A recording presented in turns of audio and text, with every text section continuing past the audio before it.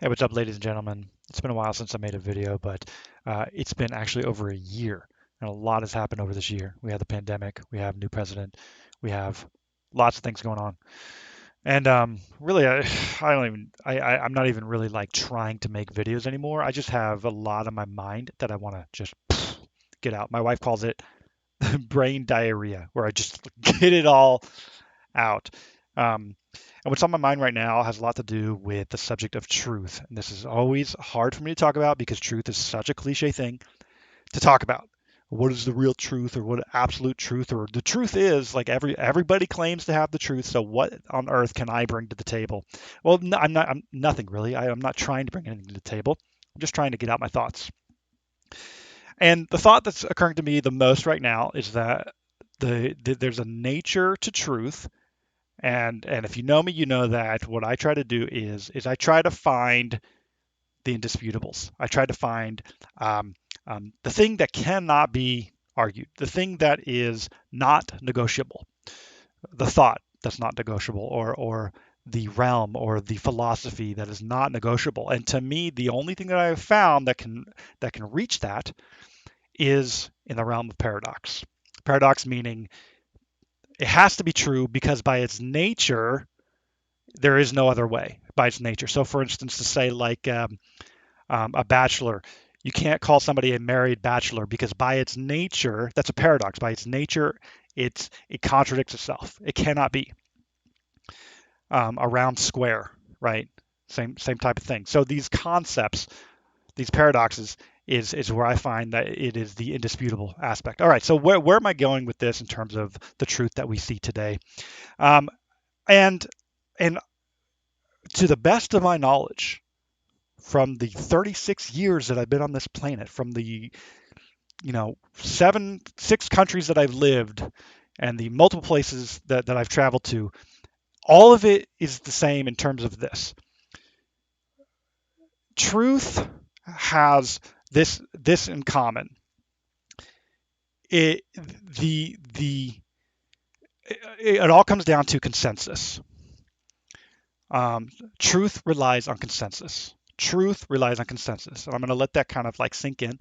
For those watching right now are probably raising an eyebrow. What the heck does he dare say here? What is he saying? It's not based on consensus. Yes, it is. Yes, it is. And this is a non-negotiable thing.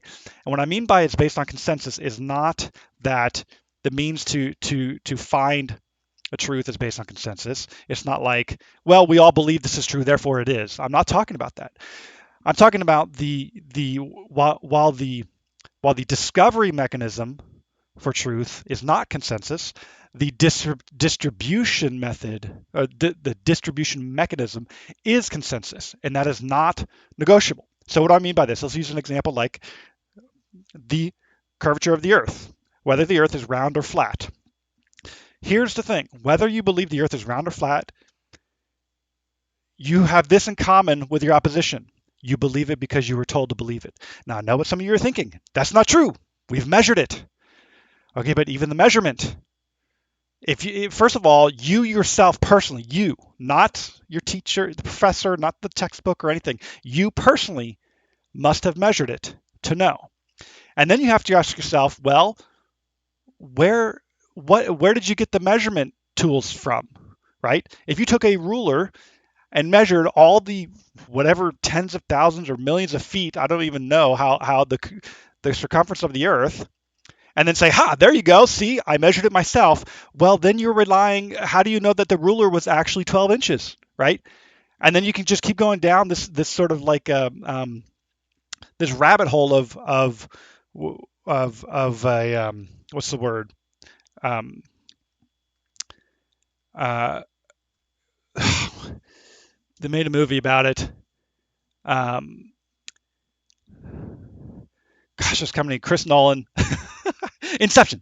There it is. It's like Inception. It just goes for what every truth that we think that we've discovered, it has a root based in consensus. Somewhere along the way, it is there. It has come across our path. It has come across our doorstep because consensus brought it there.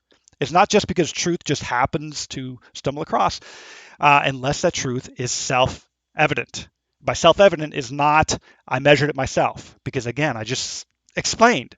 You can't just measure yourself and say, therefore it's self-evident, because you had to first adhere to the measurement tool itself.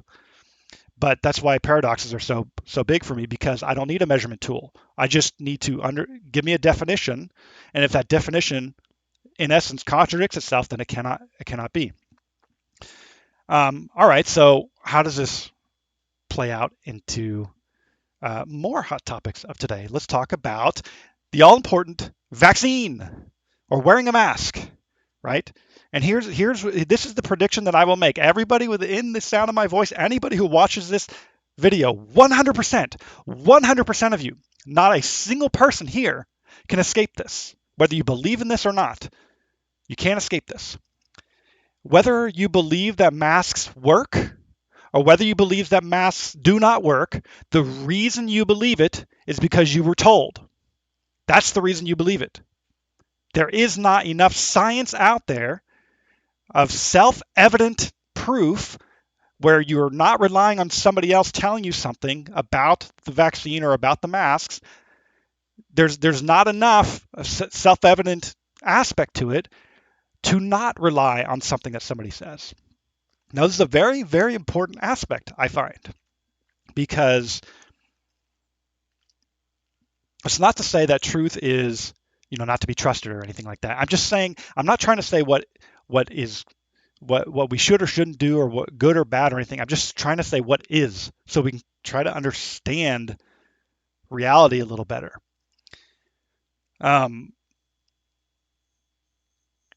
We believe because we were told. And it's not just because we were told, it's because we trust the person or source that we were told. And this I think, if we were to summarize the video and where we're getting at right now, is that the reason why the reason that realizing that truth relies on consensus or trust, consensus, by the way, is an accumulated trust. The reason why that is so important to understand is because it makes us all too common, makes us all too similar to our opposition. We can ridicule someone for wearing a mask or not wearing a mask, but the truth is we are the same as them in terms of we're only believing because we were told to believe. The mechanism for the distribution of truth is consensus, is trust, which also, by the way, the mechanism for lies is also trust. The reason why a lie would propagate is because somebody trusts the source. So where does this lead us? And again, this is not negotiable. Anybody who's trying to, thinking about writing a comment about no, blah, blah, blah, you're wrong because of this, or where do you get the credentials to say such a thing? Well, that in itself just proves my point. Why do I need credentials? If I had credentials, would you then trust what I'm saying, right? So I think there's a very deep understanding that just begs to come out. There's a very deep truth. There's a very deep reality in this that just screams that it wants to come out and just be like, people need to understand this. That what you think is true is there because you trust the source. It's not because you know it to be true. So I don't know where I'm going at with that. Maybe, possibly, I make another video. But that's kind of where my mind's at right now. That's a little bit of a brain dump. And I think that it's something that is transcendent. No matter who you are in the world, no matter what culture, what age, race, sex, gender identity or gender orientation, it applies to you no matter what. So I'm trying to think if there's anything else that I want to close with, but I think I'll leave it at that. Feel free to leave a comment or not. It's all good. All right. Thanks for watching.